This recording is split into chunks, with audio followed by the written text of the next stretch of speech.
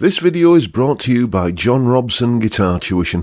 If you enjoy the content, please consider supporting the channel by enrolling on a course, purchasing some guitar lessons or a t-shirt, or you can join my Patreon. Now, on with the show. Hello chaps, welcome once again to John Robson Guitar Tuition.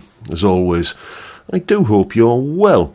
Today's Tuesday, which means we're doing a top 5 list, and what I thought I'd talk about today are tools. Essential tools for the guitarist, mainly the electric guitarist, but you know, a lot of these apply to acoustic guitar as well. In fact, there's only one that only applies to electric guitars. But basically, the kind of bits and pieces that are handy to have around if you're interested in doing a little bit of routine maintenance on your own guitars. It's not difficult, don't be scared. There's plenty of YouTube videos out there showing you how to do it.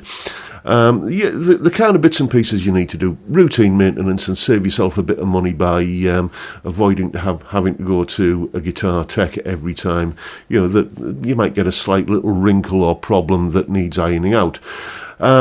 Yeah, I'm not talking here about the kind of household tools that we probably all have. You know, everyone has that drawer somewhere in the house, don't they, where you have, like, you know, a bunch of screwdrivers, some electrical tape, and, you know, spare shoelaces, light bulbs, and there's always a sink plug. Have you noticed? Certainly my experience is always that that's the case. Anyway, no, these are tools that, you know, are specific to what you're going to need for your guitar routine maintenance, starting with a multimeter and soldering iron. Yep, one of these, a soldering iron, or for our American viewers, a soldering iron. Yeah, it just always feels weird not pronouncing the L in that word, but there you go. A soldering iron and a multimeter. Multimeter will do many things, most of which you're not going to be using.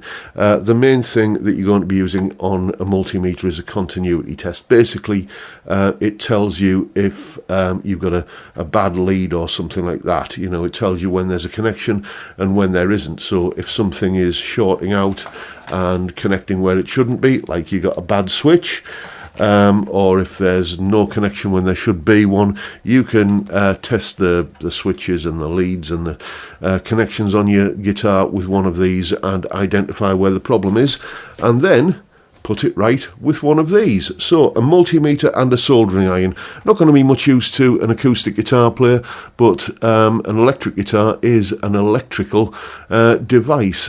So some basic electrical tools are worth having in your little toolbox.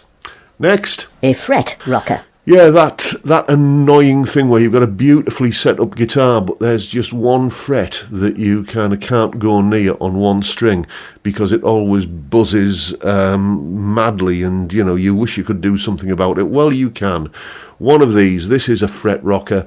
Essentially, it's just a collection of straight edges. What you do is you span 3 frets, and it should not seesaw.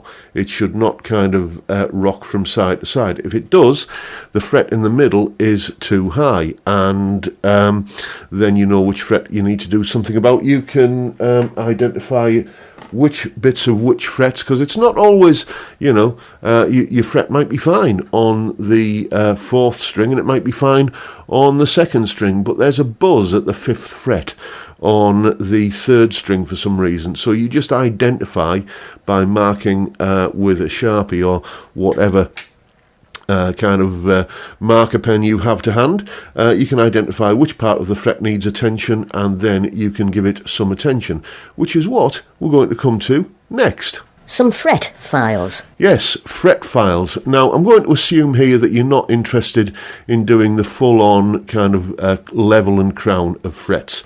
That is something that, you know, it's not that difficult to do, but it's time consuming, and you know, maybe it's a little bit beyond what you feel comfortable doing. But the 2 files I recommend that everybody get are a fret crowning file. This, if you can see here, is essentially a concave file that you can use to take down an errant high fret. You know, in the last segment we talked about identifying which part of the fret was high with one of these, with a fret rocker. Well, you can take it down with one of these. half a dozen strokes or so with the crowning file. Check it again with a fret rocker, and you get it to the point where it doesn't kind of buzz anymore, and the fret rocker doesn't rock anymore. You now have a fret that will not buzz when you play it. The other thing is, and I'm noticing this more and more these days, Phil McKnight spoke about this in a recent video, where there's a lot more guitars out there these days with fret sprout. I don't know why, but it is a phenomenon that it's not like every guitar or even the majority of guitars, but it used to be a very, very rare thing, I found. And, you're getting, quite expensive guitars these days. Fenders, have fret ends that will turn your hand into, basically like a meat grinder on your hand. So, being able to sort out sharp fret ends, all you need is one of these. It looks, at first glance, just like a regular three-cornered file. But you can see, where are we? Yes, we have a safe edge here where there's, that's just not serrated at all. So that is the part of the file that you put up against the actual wood of the fretboard, and you can just kind of round off the fret ends with that file, and it takes about 5 seconds per fret. If you've got a 22 fret guitar, that's 44 times 5 seconds, however long that works out to be. So it's not a time consuming job. Why it's 44? Because each fret has 2 ends, It's not a time consuming job, and it can really transform how a guitar feels. It can make a guitar go from being a really unpleasant playing experience to feeling, absolutely silky smooth. So, yes, some fret files, very good investment. I would definitely recommend those. Next. A Strobe tuner. Not necessarily every time you change strings, but certainly, you need to be doing this fairly frequently, is setting the intonation, and you need a good accurate tuner to do that with. And I recently, in the last year or so, got this little Peterson Strobe tuner, clip-on tuner, and frankly I wonder how I've managed without it all of these years. You can't if you've got a tuner that's sort of built into your practice amp, or with like the kind of three, the sort of thing where you got the 3 lights, the green one in the middle and a red one either side to see whether you're sharp or flat. That is never really going to be accurate enough to set your intonation. In case you're wondering how to set the intonation, it's very simple. All you do is you've got little adjustment screws here on the bridge of any electric guitar, and you measure the harmonic at the 12th fret. You get that in tune, and then you measure the 12th fret note. And all you got to remember is the simple little acronym of fret, flat, forward. If the fretted note is flat, measured with the Strobe tuner, you move the bridge saddle forward. And obviously if the fretted note is sharp, you move it back. That's how you set the intonation. It's a ridiculously simple thing to do, providing you've got a good Strobe tuner or a good accurate tuner of some kind. And I think you're not going to really get much more of an accurate reading than with a Strobe tuner. So definitely get yourself one of those.